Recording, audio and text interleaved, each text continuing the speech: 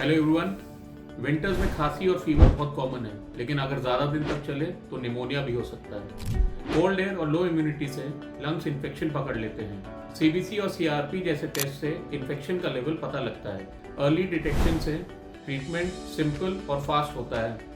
Doctor साहब diagnostics के साथ घर बैठे सर्टिफाइड लैब से अपना टेस्ट बुक करो और फ्री डॉक्टर कंसल्टेशन पाओ।